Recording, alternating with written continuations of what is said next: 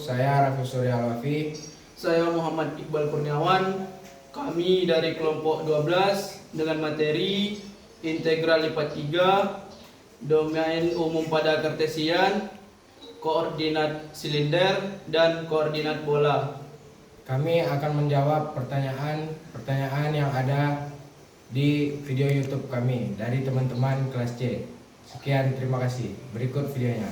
Cikidar. Saya akan menjawab pertanyaan dari Abi Rasyada Fandi dari kelompok 1. Jadi pertanyaannya, bagaimana hubungan antara koordinat silinder dan koordinat bola? Jadi koordinat silinder dan koordinat bola itu saling berhubungan karena koordinat silinder bisa dianggap sebagai bentuk peralihan dari kartesius ke bola. Jadi jawab hubungannya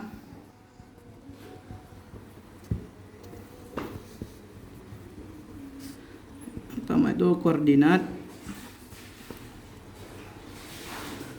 silinder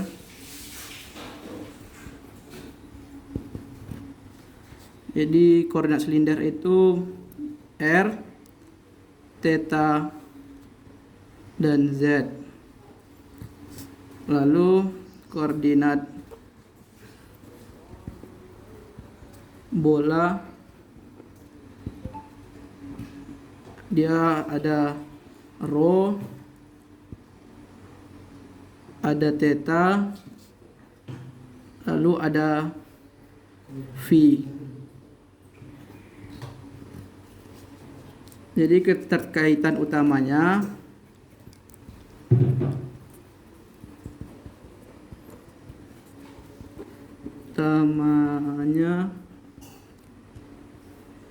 R sama dengan phi sin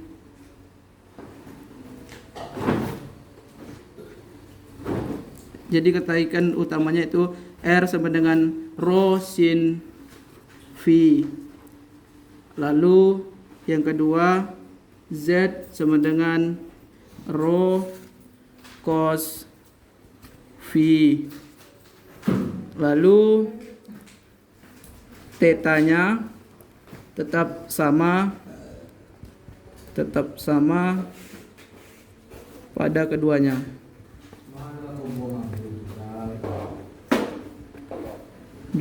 Oke.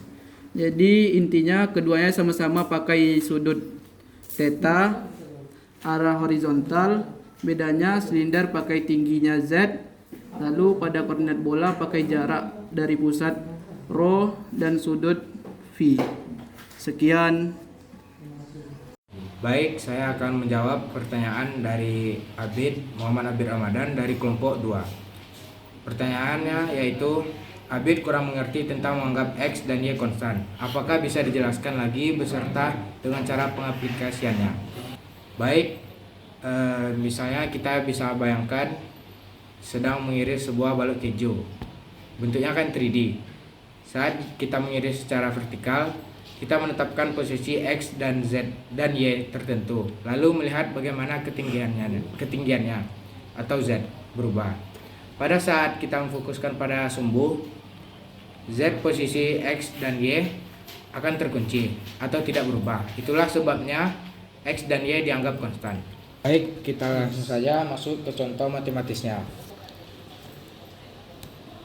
Misalnya kita integralkan terhadap Z.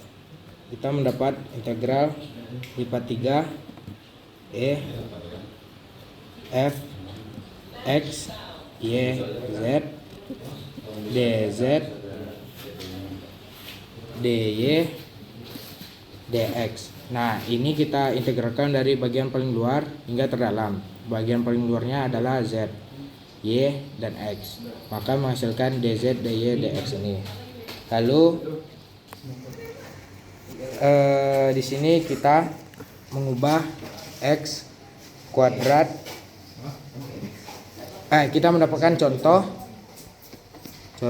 X kuadrat, integral X kuadrat ditambah Y ditambah Z dz, menghasilkan X kuadrat Z ditambah YZ ditambah 1/2 Z kuadrat ditambah C. Nah, di sini X kuadratnya menjadi X kuadrat Z. Karena ini dianggap angka konstan yang nempel pada variasi Z. Sekian, terima kasih.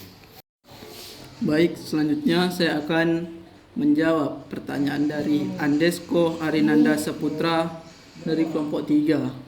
Jadi pertanyaannya, apa yang dimaksud dengan bentuk tak tentu atau bagaimana cara mengubahnya menjadi bentuk agar bisa diselesaikan. Jadi kita jawab. Jadi bentuk tak tentu. Bentuk tak tentu itu adalah bentuk limit yang hasilnya tidak bisa langsung ditentukan karena menghasilkan ekspresi seperti 0 per 0, lalu tak hingga per tak hingga, lalu 0, lalu tak hingga, lalu tak hingga dikurang tak hingga, lalu 0 per 0, lalu 1 per tak hingga, lalu tak hingga per 0. Bentuk ini perlu diolah dulu sebelum bisa diketahui nilainya. Lalu cara mengubahnya menjadi bentuk yang bisa diselesaikan. Yang pertama itu kita melakukan faktorisasi. Yang kedua, faktorisasi itu adalah penyederhanaan atau penyederhanaan aljabar. Kedua itu rasionalisasi.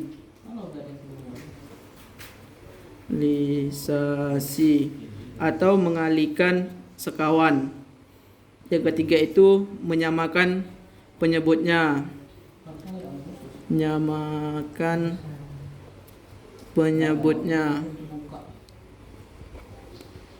Lalu menggunakan aturan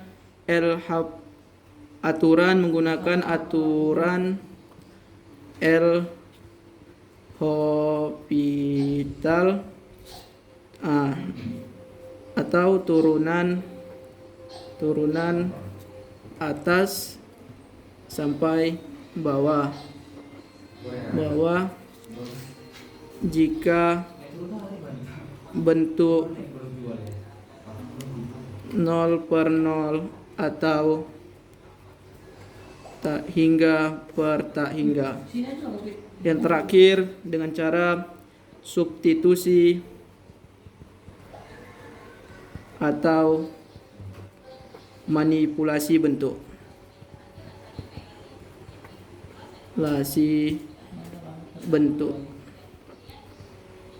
Agar tidak lagi tak tentu.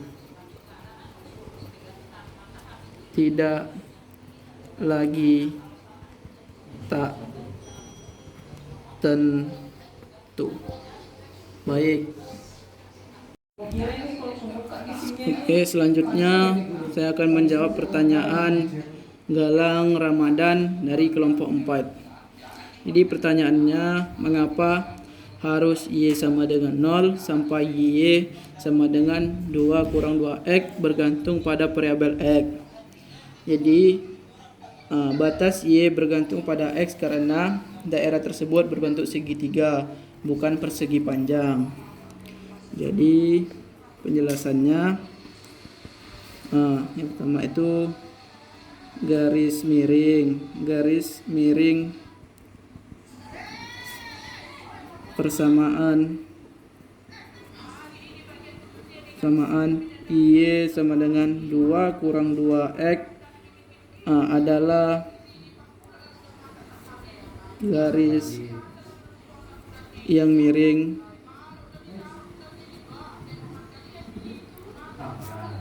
artinya ketinggian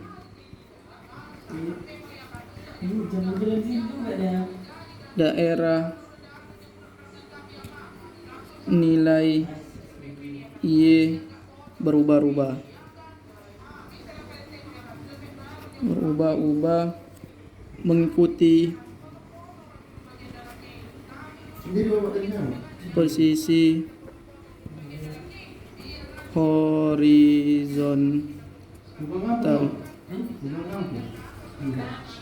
Lalu batas non konstan jika batasnya berubah, angkanya tetap.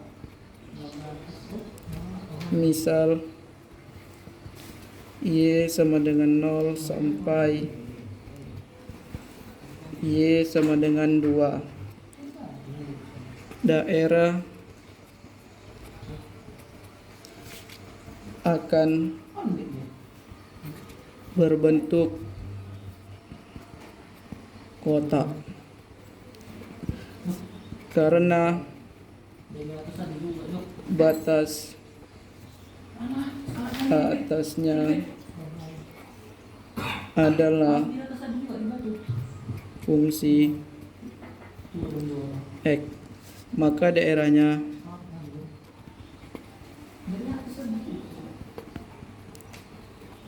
mengikuti kemiringan garis tersebut.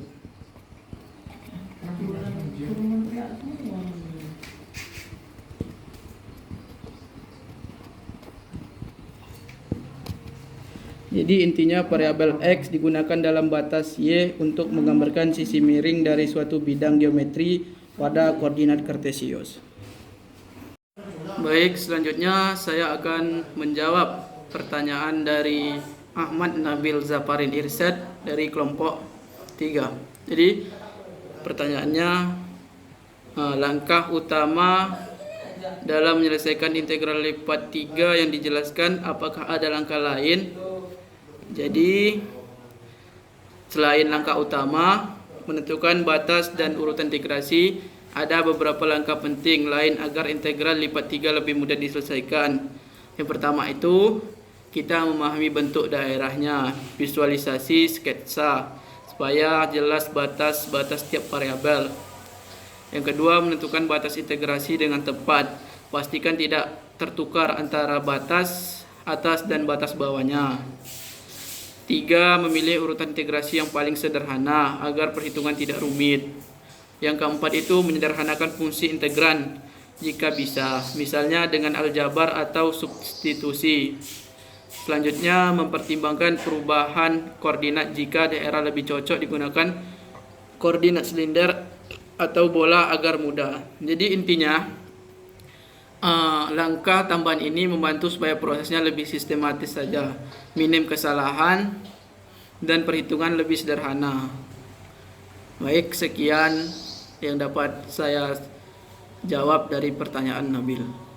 Baik, saya akan menjawab pertanyaan dari saudara Haikal Ronaldo Sitompul dari kelompok 6. Pertanyaannya yaitu, bagaimana pemilihan sistem koordinat kartesian, silinder, dan bola dapat mempengaruhi tingkat kesulitan perhitungan integral lipat 3.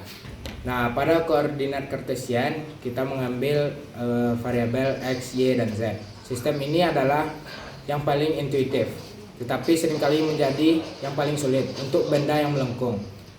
Nah, jika paling mudahnya, jika domain berbentuk kotak, prisma, tegak, atau limas. Tingkat kesulitan ini meningkat jika batas wilayah melibatkan lingkaran atau bola, ada garis atau lengkungannya. Itu akan membuat kita lebih sulit. Nah, yang kedua ada koordinat silinder. Pada koordinat silinder ini kita memakai sistem jembatan antara kartesian dan bola. Ini sangat sederhana, masalahnya yang memiliki simetris rotasi terhadap sumbu Z. Nah, jika kita mendapatkan contoh soal paling mudahnya, yaitu X kuadrat tambah Y kuadrat di dalam fungsi atau batasnya, karena X kuadrat dan Y kuadrat ini maka menghasilkan R kuadrat. Nah, biasanya koordinat silinder ini memakai benda berbentuk tabung, parabola, atau kerucut yang variabelnya yaitu Z sama dengan X kuadrat ditambah Y kuadrat. Selanjutnya koordinat bola. Koordinat bola.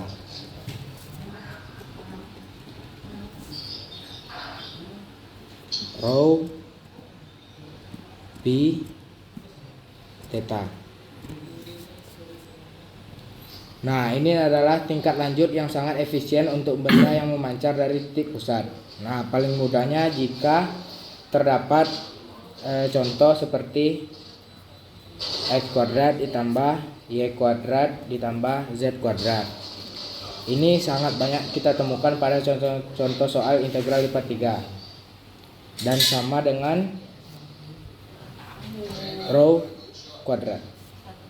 Benda berbentuk bola utuh, setengah bola atau kerucut yang titik puncaknya di 0,0,0,0.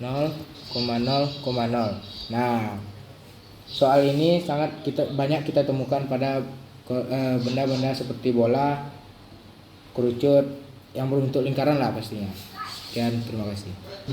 Baik, selanjutnya saya akan menjawab pertanyaan dari Firzi Anantadani dari kelompok 7. Jadi pertanyaannya, bagaimana cara menentukan urutan integrasi yang paling efisien dalam integral lipat 3 agar proses perhitungan menjadi lebih sederhana?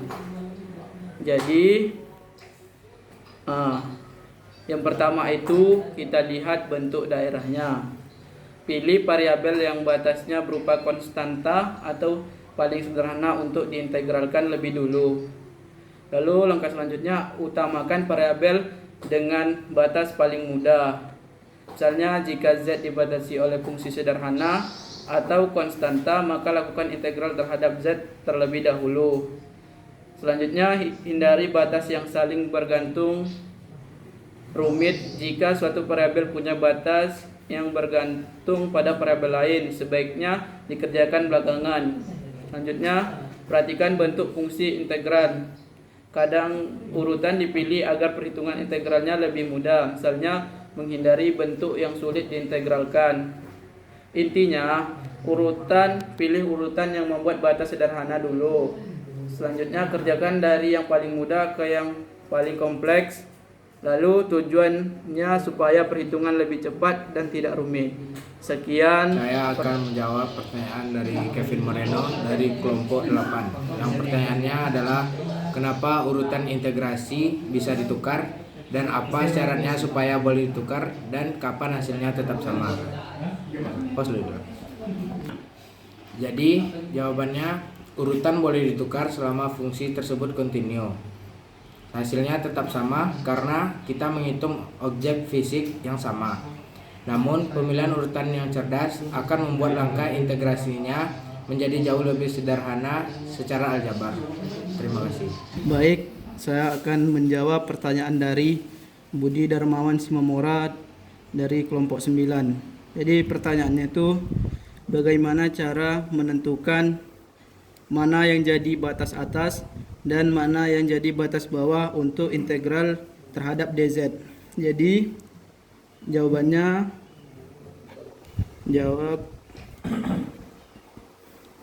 jadi langkah yang pertama itu kita bisa melihat bentuknya.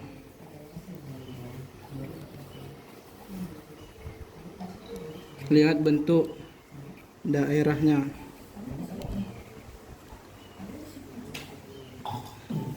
Itu biasanya dari gambar atau persamaan bidang. Kita cari dulu. Kita cari permukaan atau fungsi yang membatasi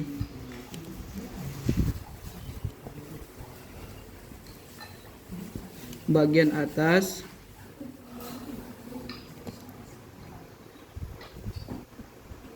dan bawah pada arah Z. Arah Z. Lalu selanjutnya kita tentukan batas bawah. Tentukan batas bawah ini adalah nilai Z paling kecil.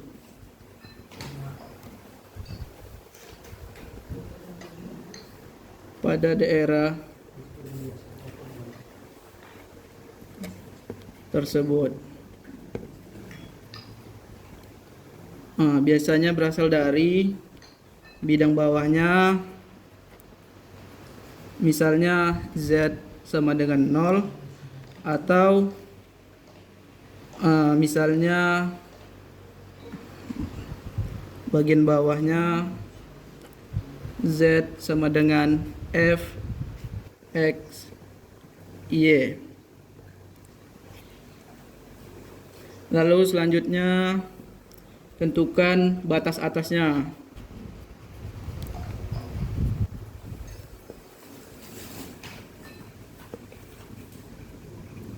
Ini adalah nilai Z.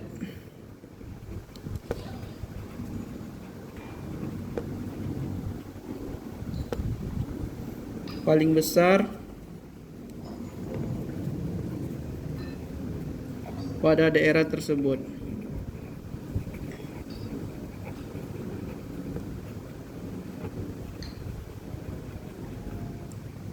Itu biasanya bidang atasnya atas, misalnya Z sama dengan 5, atau bidang atas misalnya Z sama dengan G X Y. Lalu langkah yang terakhir, kita susun integralnya.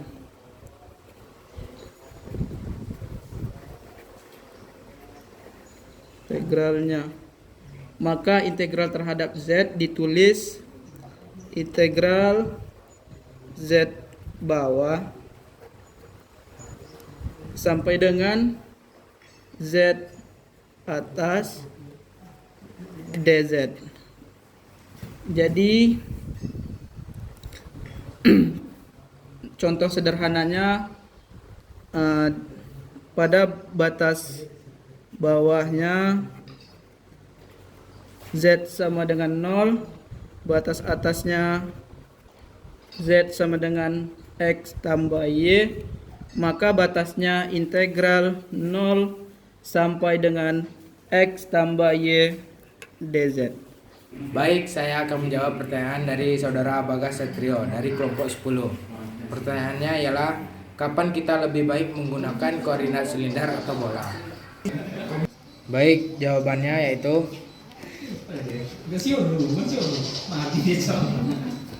pada koordinat silinder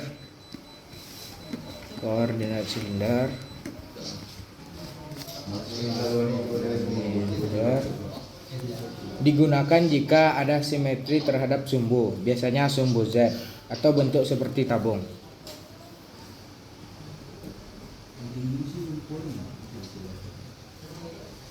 Memiliki sumbu Z. Ciri-cirinya yaitu ada bentuk lingkaran di bidang, misalnya XY sama dengan X kuadrat ditambah Y kuadrat, atau yang menghasilkan R kuadrat, yang batasnya melibatkan R, theta, dan Z. Nah, koordinat silinder ini cocok untuk benda seperti tabung, kerucut, atau silinder yang memiliki transformasi yaitu X-nya sama dengan R cos theta dan Y-nya R sin theta, Z sama dengan Z. Yang kedua ada koordinat bola.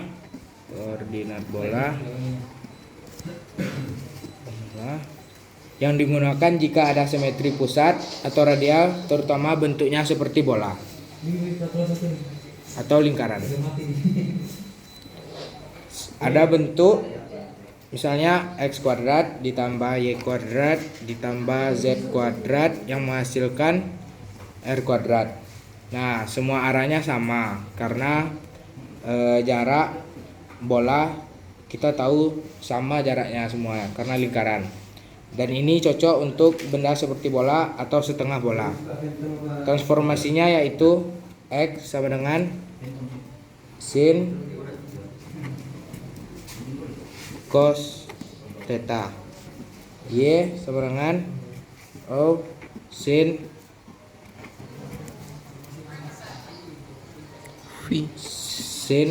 theta, sedangkan z sama dengan rho cos phi. Nah, mungkin itu saja yang bisa saya sampaikan.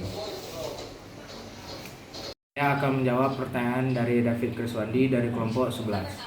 Pertanyaannya yaitu bandingkan keunggulan dan keterbatasan masing-masing sistem koordinat dalam menyelesaikan integral lipat 3.